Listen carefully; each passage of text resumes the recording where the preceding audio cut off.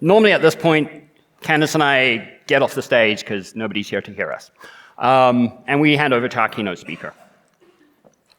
This year, because of reasons, we decided to not do that. So this is kind of weird for me because I promised to never speak at DevConf, which is also why I have notes.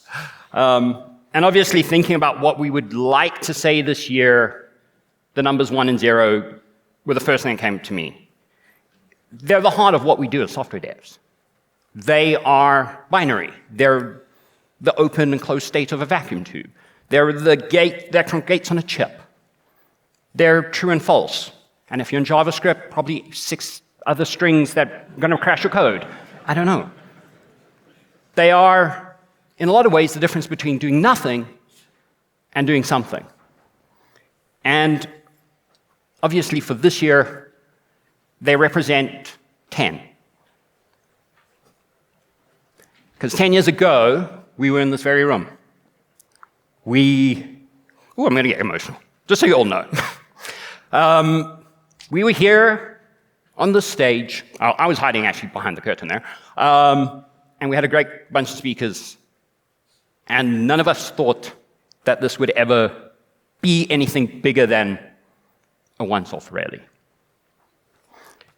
And so today we want to take just a few minutes of your time before Chris comes and enlightens us to share about that. Yeah, I think like many great stories, they start over coffee. This conference was born from a humble user group, and I mean that sincerely. We just hoped like someone would come and get in front of 10 or 20 or 50 people and just share something cool that they'd learned, and we did that on a monthly basis. And we would have meetings over a coffee table like every quarter and go, okay, well, who are we going to try and get to come speak next? And how do we get, a couple more people to come and join us? And how do we change the face of the community? I think that was a very important question that we were asking.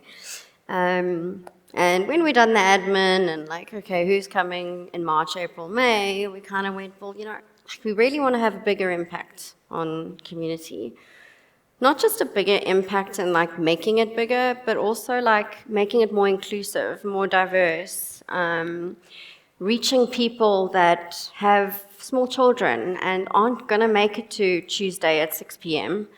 I think the real question was if personal time is so scarce and passion is abundant, how do we get the people together at a time when it is convenient for them? And let's be honest, where do we spend most of our time? At work. So could we build community inside of working hours as well as outside of working hours? That was the question that we sat with. And that's what got us to thinking. DevConf was not our first solution to that problem. We tried and failed at a bunch of things. We even tried and failed at running the conference the first year, and that never happened because we all got busy. It took a lot of perseverance and time, but it also, in a lot of ways, was very serendipitous. The people in the room around that coffee machine had been running a user group for 4 or 5 years. We had figured out a bunch of things. We had been to many events, and many of the ideas you see here are stolen from those events. And at the same time, there was a couple other conferences, Cliff, what happened to TechEd, that suddenly got cancelled, and there was an opportunity. And some of that was just luck and serendipity, and some of that was sort of making our own luck by having that opportunity to get there. And so it all sort of came together.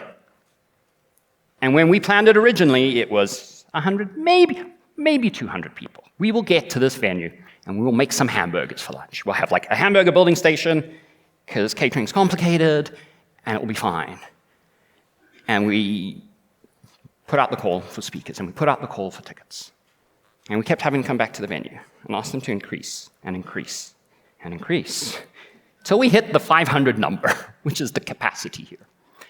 And that's also why we're here today. We've done bigger events. We have a very long waiting list for this event this year. There are so many people who wanted to be here. And But for us, we wanted to honor that past today. We wanted to come back to where it started. We wanted to come back to this venue, and so we thought it would be much better to have a smaller audience of our closest friends and share in that. Ooh. Yeah, so this venue has a lot of significance for me. If you were here in 2016 when DevConf was first hosted, I wasn't standing here because I thought he had rocks in his head. She's not wrong. Literally said, can we try something small, safe to fail? How about a university and a hot dog stand on a Saturday? Let's see how that goes. He said no. So I want to celebrate the visionary that Robert is, the bravery, because I said, guys, I'm studying. I can't, sorry, busy. It's true, I was studying, but that wasn't the reason. The reason is I was shit scared that this wasn't going to be possible. So I showed up at this venue, an ordinary delegate, and by the way, submitted a talk and was rejected. So I feel you, if you've been in that spot, really sucks. I was so scared to submit. I never submitted to DevConf again. But you know, walked in and the stream was real. Like, it was banners everywhere and people everywhere and brilliant coffee and like, it was a real event. And I was like, I know how this happened because of this guy. And so I was sitting in a coffee shop, again, coffee, by myself, because sometimes like I randomly do that, and I get a call from Robert and he says, so how would you feel about if we did another one and it's you and me? I was like, well, let me think about it. It was a no-brainer. I'd now seen the execution had happened, so the proof was very evident that this was something that was filling a very important gap, and if you build it, it will, they will come, like that happened. So I was like, okay, cool. So we have a recipe, but like now what do we do? Like this venue's too small. So we ended up in a bigger venue selling another 262 tickets, more than we'd sold the previous year. And I once again stood in awe, and that was 2017. When we were interviewed later that day, Robert's confused because I've gone off script. I do that sometimes. We were interviewed later. Who remembers Kenneth Colmer? Okay, a couple hands. Like, really awesome community person, somebody who was very pro building community, diversity, inclusion, had an amazing podcast called ZA Dev Chat, I think. Interviewed a number of our speakers at the end of 2017, including the two of us, and asked like, hey, what are you guys thinking for next year? And this one casually announces that, maybe Cape Town sounds good. Nothing too big, like maybe 300 people. I mean, there was no video of that podcast, but if you'd seen my face, I just went, yeah, I think there's a real gap there too, But 100%, this is where it began, and it's just incredible to be back here. I'm just going to refer to my notes in case I have forgotten something quite important. Oh yes, it's because of the community. That small thing. That tiny little piece. Okay, so, never been else. As much as we get to have the pinch me moments of like, oh, you're all coming back for this. This is so cool. But everything that we've done has been with you, for you, because of you. And it's not a line, like I mean that. We go through every line of feedback every single year. We have conversations in the passage all day long. We speak to every single speaker for like, we love you guys so much, we spend a week with you. Like sponsors. We want to always bring an event that is a beautiful combination of everything that you will want and need. So, like, it's an invitation, again, to each person here today, if it's your first time or not. Like, help us design what the next 10 years of DevConf looks like if we're lucky enough to have that opportunity. So just, huge thank you to the community and a heartfelt, couldn't do it without you.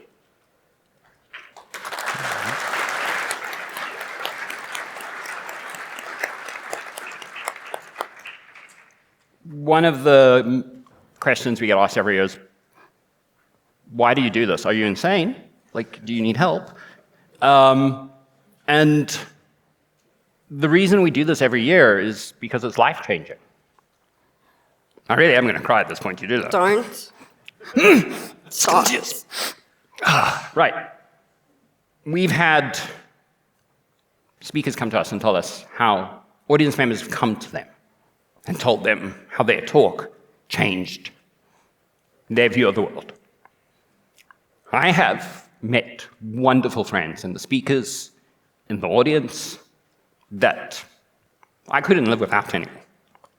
We've had sessions where we've laughed.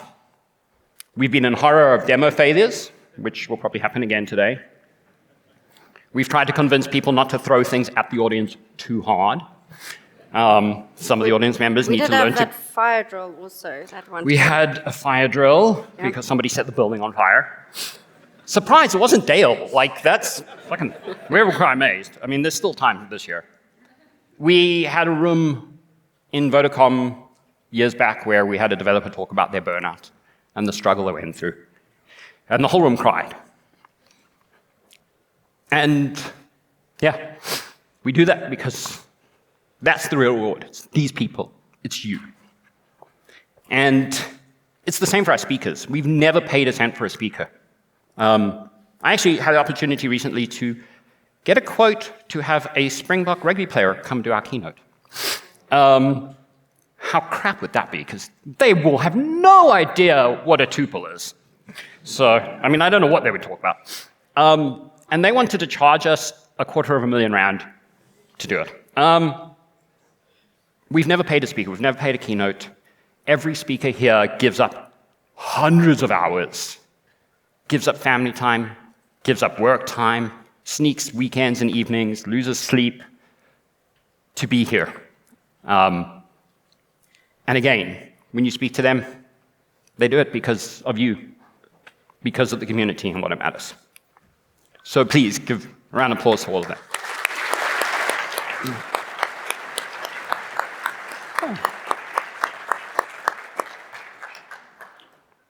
I'm a big fan of serendipity. I'm a big fan of magic in the universe, which is why I like having a physical event, because I think being here empowers that serendipity. And when we started planning this, it was all about ones and zeros and tens, and cool. Like, nice little theme. And then something weird happened.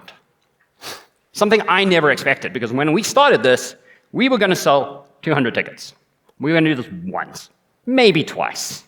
It's never going to grow huge, like, whatever. This year, we sold our 10,000th ticket? I am genuinely still shocked at this. Like, I have looked at the slide over and over again, trying to figure out how we have sold 10,000 tickets. And it blows my mind. And more serendipity, the person who bought it is in the room. Thank fuck, because if they were in Cape Town, this would be such a dumb thing. So, there is a little prize that Candice will get from the table. Oh, and we would like, as your assistant, we'd like to call up Boiswa Masela to come get it. Hopefully you're somewhere easy.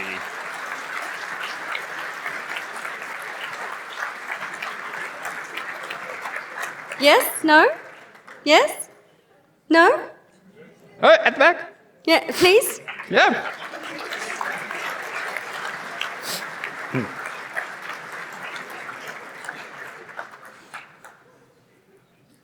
If your name badge says Sarah, this ain't happening. Can I give you a hug? Congratulations. And thank you.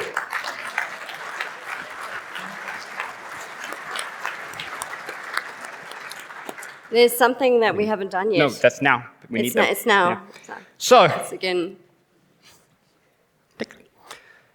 on your on the stickers, you'll see there's a sticker. It says 10 years. The idea we had was like, if you've been to 10 years with DevConf, you can put that on your badge. Cool.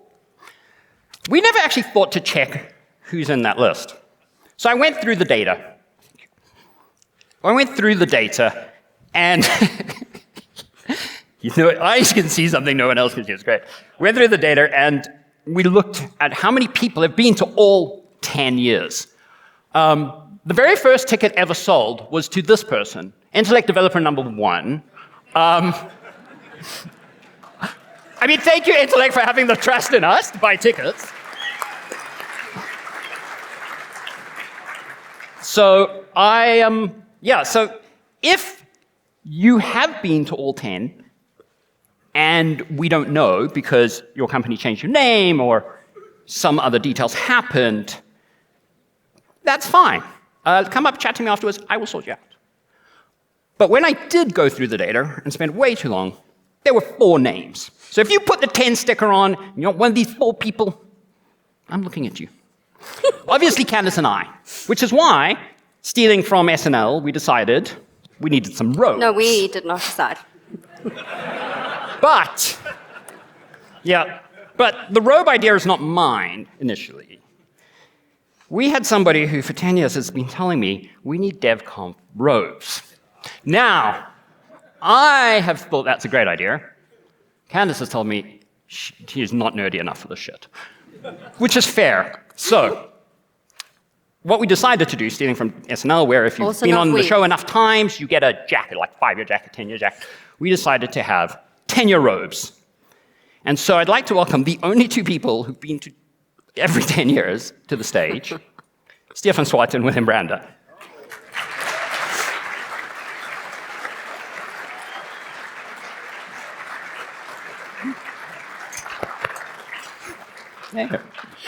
There's been a situation. I can only find one gown. Help! One of you can have it on the weekends. And the other one can have mine.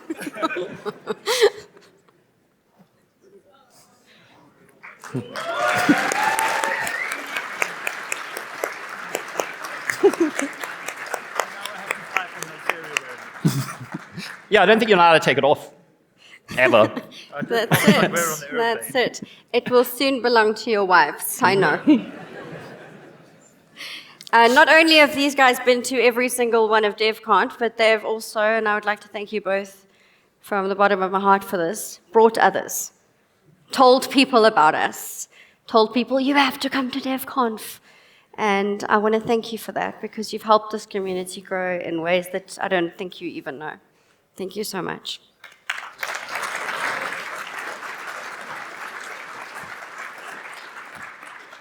Anyone want to take this with their gown? What happens now? Now I do probably the scariest thing I've ever done, which is hand you a large, sharp object. Oh, good God. Okay. Because you need to do... Somewhere in this audience, a life will change, and I hope this isn't the reason why. I really don't like holding knives. Thank you for indulging us a little bit here today so that we could get the opportunity to share a little bit with you of our story, our journey, and our gratitude. It is our birthday, so it makes sense to have cake. And we will be cutting it soon without this. It's not good for the picture. We'll be cutting it soon. I want to... Yeah, there was something important I want to say. No, there really will be a life change today. Like, it happens every single year, at least once. So I hope that life is yours.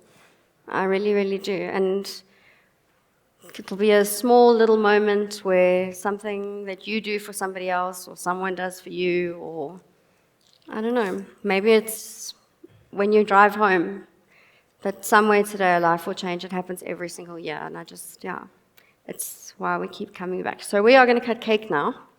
Mm-hmm. Did I leave anything out? No, we got everything. Did I get everything? That doesn't happen often. I'm old now. Okay, have I already said that part? Do you want to come and do something? I guess. I think we're supposed to. Yeah, like, I don't know. I don't know how to do stuff. This is really awkward. Yeah, here we go. Just. Okay, do it. Oh, okay. Get in there.